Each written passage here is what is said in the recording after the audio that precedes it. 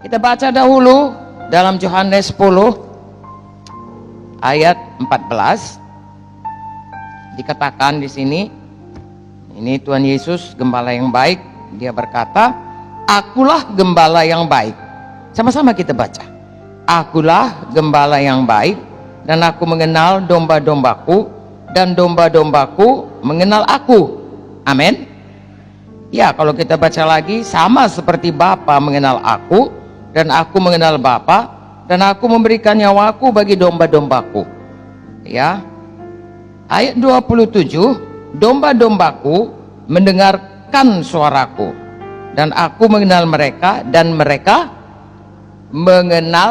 mengikut aku. Betul? Jadi kita sebagai gembala kenal domba kita. Amin, saudaraku. Karena Ibrani 13 ayat 17 dikatakan, "Taatilah pemimpin-pemimpinmu, tunduklah kepada mereka, sebab mereka berjaga-jaga atas jiwamu sebagai orang-orang yang harus bertanggung jawab atasnya. Dengan jalan itu mereka akan melakukannya dengan gembira, bukan dengan keluh kesah, sebab hal itu tidak akan membawa keuntungan bagimu." Amin.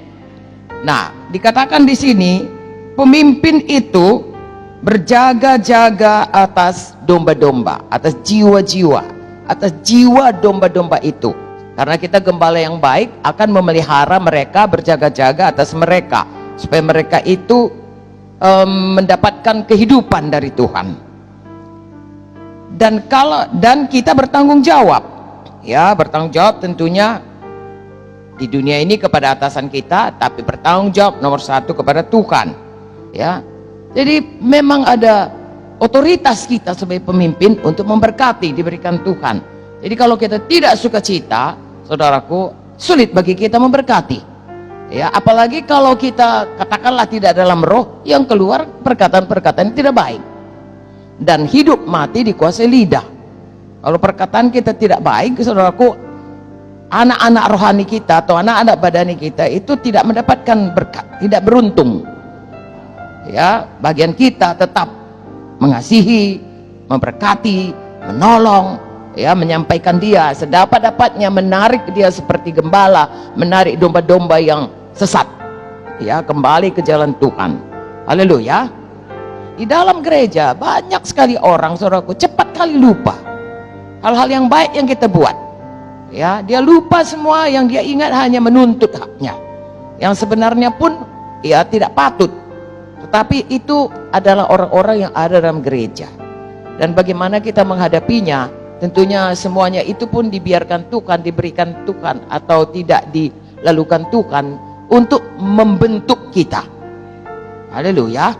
Segala sesuatu bekerja sama menjadi kebaikan bagi kita kalau kita mengasihi Tuhan sesuai dengan panggilan Tuhan, sehingga makin hari kita makin bertumbuh dalam buah roh. Haleluya, makin menjadi seperti Yesus. Jadi setan mereka-reka yang jahat, kalau ada hal-hal yang jahat seperti itu, untuk menjatuhkan kita, untuk menjatuhkan anak Tuhan, untuk menghancurkan gereja. Tapi kalau kita dalam roh, saudaraku, itu dibuat Tuhan untuk membentuk kita bertambah-tambah teguh di dalam Tuhan. Amin. Baiklah, hari ini kita lihat contohnya Joab. Joab itu salah seorang panglima dari Daud yang sangat setia, tetapi juga tidak setia. Sayang sekali, saudaraku. Ya, saya sangat kagum kepada Joab ini. Dia sangat setia, saudaraku. Bukan cuma dia, adik-beradik dia semuanya. Ya, mereka itu setia kepada Daud. Ya, setia sekali. Tapi dalam perjalanannya kemudian ada hal-hal di mana dia tidak setia. Dan betapa sayangnya kita kadang-kadang segan, saudaraku, ya, bertindak terhadap dia, karena dia dari awal udah sama kita. Ya, tapi ada hal-hal yang bisa fatal dibuatnya. Nah, jangan saudara bingung hal itu. Itulah orang yang mempunyai karakter setia dan tidak setia. Dan itu tidak baik. Itu seperti Joab. Kalau kita lihat Joab, akhirnya dia dibunuh. Ya, dia akhirnya tidak baik akhir hidupnya. Jadi lebih baguslah kita menolong orang-orang seperti ini, jangan berlarut-larut. Amin. Ya, kita tidak bisa paksa, tapi bahagian kita menolong supaya jangan sampai menjadi seperti Joab akhir hidupnya. Oke, coba kita baca 1 Samuel 26 ayat 6. Berbicaralah Daud kepada Ahimelek orang Het itu, kepada Abisai anak Zeruya saudara Joab, katanya, siapa turun bersama-sama dengan aku kepada Saul ke tempat perkemahan ini? Jawab Abisai, aku turun bersama-sama dengan engkau. Ya, kita lihat selanjutnya. Datanglah Daud dengan Abisai kepada rakyat itu pada waktu malam. Tampaklah di sana Saul berbaring tidur tengah perkemahan dengan tombaknya terpancung di tanah pada sebelah kepalanya, sedang Abner dan rakyat itu berbaring di sekelilingnya. Ya, dan seterusnya dan seterusnya.